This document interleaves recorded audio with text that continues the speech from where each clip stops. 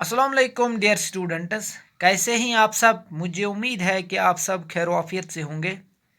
आज हम lecture number second start करने जा रहे हैं और इस लेक्चर में भी हम कुछ डेफिनेशंस की बात कर लेंगे। तो हम प्रीवियस लेक्चर में पहुंचे थे रैशनल नंबर्स तक। अब इस लेक्चर में हम स्टार्ट कर लेते हैं इरेशनल नंबर से। तो हम लिखते हैं यहाँ पे पहले इरेशनल नंबर्स।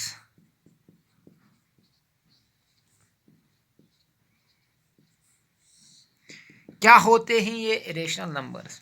इरेशनल नंबर्स वो नंबर्स होते हैं जिनको हम फ्रैक्शनल फॉर्म में कन्वर्ट नहीं कर सकते हैं, जिनको हम फ्रैक्शनल फॉर्म में नहीं लिख सकते हैं। तो हम लिखते हैं द नंबर्स, या तो ये कहेंगे जो नंबर्स रैशनल नहीं होंगे वो तो सिंपली इरेशनल नंबर्स होते हैं। The numbers which are not rational, जो रैशनल्स नहीं होते हैं, the numbers which are not rational are called irrational numbers. जो नंबर्स रैशनल नहीं होते हैं उनको हम क्या कहेंगे? Irrational numbers. The numbers which are not rational are called irrational numbers. या तो ये कहेंगे the numbers which can not be written in the form of fractions or p by q। या वो नंबर्स इरेशनल्स होते हैं जिनको हम नहीं लिख सकते हैं in the form of fractions के फॉर्म में या p by q की फॉर्म में, इनको हम कहेंगे इरेशनल नंबर्स। तो एग्जाम्पल के तौर हम लेते हैं, यहाँ पे एग्जाम्पल है √2 है, ये इरेशनल है। √3 इरेशनल, √5 इरेशनल। और पाई का जो वैल्यू है जो 22/7 के बराबर है, तो ये भी क्या है? इरेशनल है। तो इसके बाद अब हम बात करते हैं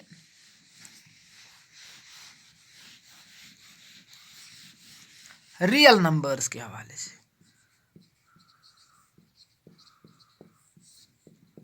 रियल नंबर्स जो है simply it is a collection of both rational as well as irrational numbers.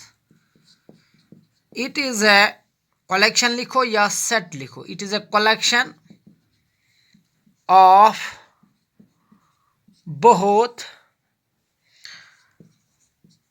Rational and irrational numbers. इसमें रैशनल नंबर्स भी होते हैं और इसमें इरेशनल नंबर्स भी होते हैं। Combinedly they constitute the set of real numbers. So the real numbers it is a collection of both rational and irrational numbers. तो इसमें रैशनल भी नंबर्स हो सकते हैं और इसमें इरेशनल नंबर्स भी हो सकते हैं। इसके बाद अब हम बात करेंगे इक्विलिड्स के हवाले से। इक्विलिड पहले बात करेंगे। इक्विलिड्स डिवीजन लेमा से पहले बात करेंगे ये इक्विलिड कौन था। इक्विलिड वाज ए ग्रीक मैथमेटिशियन।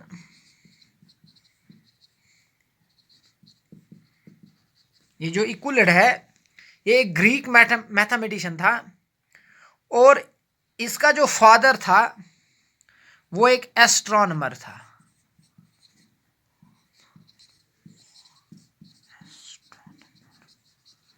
इसका जो फादर था वो एक एस्ट्रोनॉमर था। खुद ये क्या था? ये तो ग्रीक का रहने वाला था, एक मैथमेटिशियन था। और this Euclid it is considered as the father of geometry. ये फादर है जियोमेट्री का। Euclid is called as the father of geometry. Father of geometry अगर कोई भी आपसे पूछेगा तो आप इक्विलेट इसका आंसर लिखना। अगर हम फादर ऑफ मैथमेटिक्स की बात कर लेंगे,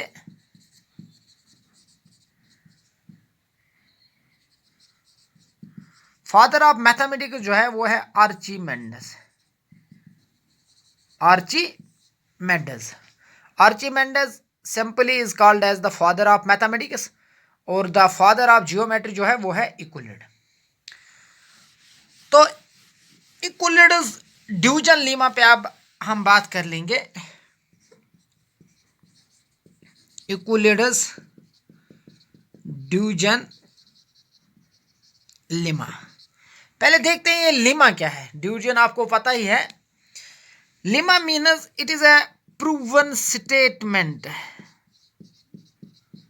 It is a proven statement used to prove another statement. It is a proven statement used to prove another statement. तो ये तो ऑलरेडी एक स्टेटमेंट है जो जिसको ऑलरेडी पहले से ही प्रूव किया गया।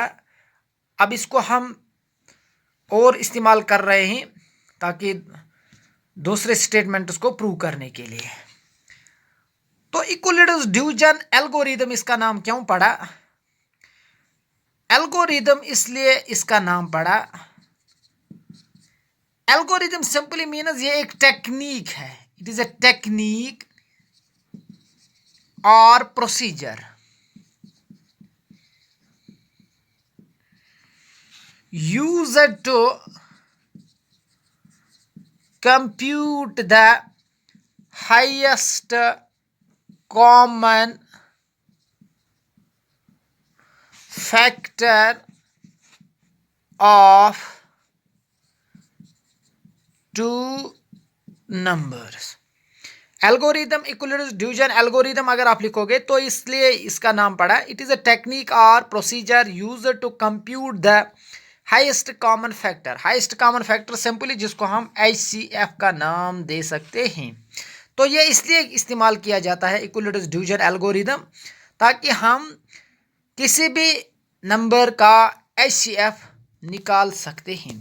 तो दो नंबर्स के दरमियान HCF निकालना, इसमें हम कौन सा मेथड इस्तेमाल कर रहे हैं? Euclid's division algorithm.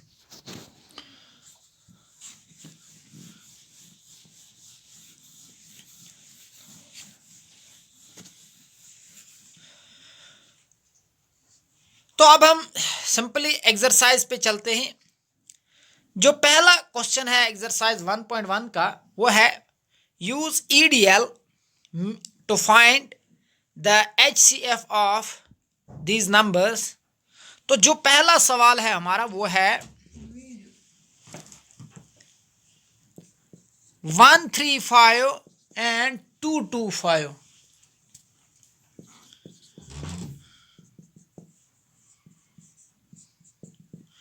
135 एंड 225 इनका हमें यहाँ पे HCF निकालना है और इस्तेमाल करना है हमें EDL means Euclid's division Lima. Euclid's division Lima हमें तब तक इस्तेमाल करना है, तब तक ये डिवीजन प्रोसीजर इस्तेमाल करना है जब तक ना रिमाइंडर 0 के बराबर निकल आएगा। तो हम लिखते हैं यहाँ पे using EDL means Euclid's division Lima. किसको हम यूक्लिड्स डिवीजन लीमा इस्तेमाल कर रहे हैं? तो 135 एंड 225। 135 एंड 225 का हम यूक्लिड्स डिवीजन लीमा इसमें हम इस्तेमाल कर रहे हैं यहाँ पे। यूजिंग EDL तो 135 एंड 225 भी है। इनमें देखते ही पहले इनमें से बड़ा कौन है? तो 225 जो है इट इज ग्रेटर देन 135। तो ये 225 जो है it is here dividend. 225 is here dividend. और जो स्टेटमेंट है यूक्लिड्स डिवीजन लीमा का वो है A is equal to BQ plus R where 0 less or equal to R less than B। ये याद रखना कि A जो है ये डिविडेंड है, B जो है ये डिवाइजर है, Q जो है वो कोशेंट है, R जो है रिमाइंडर है। क्योंकि ये प्रूवन स्टेटमेंट इसलिए था क्योंकि डिविडेंड बराबर था divisor into quotient plus remainder. अब D की जगह A और इस D की जगह B, Q की जगह Q और R की जगह R। Where 0 less or equal to R। 0 जो है ये less or equal to R के बराबर और लेस देन बी, दोनों तो छोटे ही बी से। तो हम यहाँ पे इक्वलिटी डिवीजन लेमा इस्तेमाल कर रहे हैं 135 एंड 225 को। तो 225 को डिवाइड कर लेते हैं 135 से। तो 135 को पहले हम सिंपली 1 से मल्टीपल देते हैं, हमें उस नंबर से इसको मल्टीपल देना है। तो मल्टीपल देने के बाद इनका जो प्रोडक्ट है वो या तो इसके बराबर आना चाहिए या इससे कम, ज़्यादा नहीं। 135 माइनस 135। अब सब्ट्रैक्शन, 5 में से 5 गए 0, यहाँ पे 12 में से 3 गए तो 90 रहा। तो हम लिखते हैं यहाँ पे 90 is not equal to 0 since 90 is not equal to 0, या हम लिखते हैं यहाँ पे देयरफॉर डिविडेंड क्या था 225 इज इक्वल टू डिवाइजर क्या है 135 इंटू कोशेंट क्या है 1 प्लस रिमाइंडर क्या है 90। Dividend is equal to divisor into quotient plus remainder. Since 90 जो है is not equal to 0, again using EDL। अब हम फिर से EDL इस्तेमाल कर रहे हैं। अब ये दो नंबर्स रह गए, divisor and remainder. Using EDL to 135 and 90 we get। अब हम 135 एंड 90 को अब हम इस्तेमाल कर रहे हैं, इनमें इस्तेमाल कर रहे हैं हम EDL। तो 135 बड़ा है 90 से, अब ये डिविडेंड बन जाएगा, 90 डिवाइजर बन जाएगा। 90 1090, तो 135 में से 90 गए तो यहाँ पे रहा 45। तो फिर से लिखते हैं therefore dividend 135 is equal to divisor that is 90 into quotient that is 1 plus remainder that is 45। 135 dividend into is equal to divisor that is 90 into quotient that is 1 plus remainder that is 45। फिर से लिखते हैं since 45 जो है is not equal to 0। जब 45 0 के बराबर नहीं है, अगेन हम इस्तेमाल कर रहे हैं यहाँ पे अगेन यूजिंग EDL। तो हम फिर से EDL इस्तेमाल कर रहे हैं। किसको हम EDL इस्तेमाल यहाँ पे कर रहे हैं? तो 90 एंड 45। तो 90 एंड 45 वी गेट। अब हम फिर से EDL इस्तेमाल कर रहे हैं क्योंकि रिमाइंडर हमारा 0 के बराबर नहीं आ गया। तो किसको हम EDL इस्तेमाल कर रहे हैं? 90 एंड 45 को। तो हम यहाँ पे लिखते हैं, इसको रब कर लेते हैं, 90 divided by 45। 45 2s are 90, 45 multiplied by 2 that is 90। 90 में से 90 गए तो 0 रहा। तो देयरफॉर हम लिखते हैं डिविडेंड था यहाँ पे 90 इज इक्वल टू डिवाइजर क्या है 45 इंटू कोशेंट क्या है 2 प्लस रिमाइंडर क्या है 0। सिंस आवर रिमाइंडर इज 0, यहाँ पे इस स्टेप में हमारा रिमाइंडर क्या आ गया 0। सिंस आवर रिमाइंडर इज 0, जब रिमाइंडर हमारा 0 निकल आया तो हम लिखते हैं here the division procedure stops. यहाँ पे डिवीजन प्रोसीजर क्या हो रहा है? स्टॉप हो रहा है, मीनस खत्म हो रहा है, बंद हो रहा है यहाँ पे। अब इसके आगे हम नहीं कर सकते हैं divide. Since our remainder is 0, here the division procedure stops. यहाँ पे डिवीजन प्रोसीजर अब बंद हो गया। तो हम लिखते हैं therefore HCF मीनस highest common factor of 135 225 जो है वो है 45। तो अब हमने EDL के ज़रिए 135 एंड 225 का जो HCF निकाला हुआ है 45। आई होप आपको ये समझ में आया होगा। बाकी के जो पार्ट्स हैं वो खुद कर लेना, लेकिन मेरी ये गुजारिश है इस वीडियो को लाइक करना, शेयर करना और साथ में जो ये चैनल है इसको सब्सक्राइब करना। आज के लिए इतना ही काफ़ी है। दीजिए इजाज़त। खुदा हाफिज़।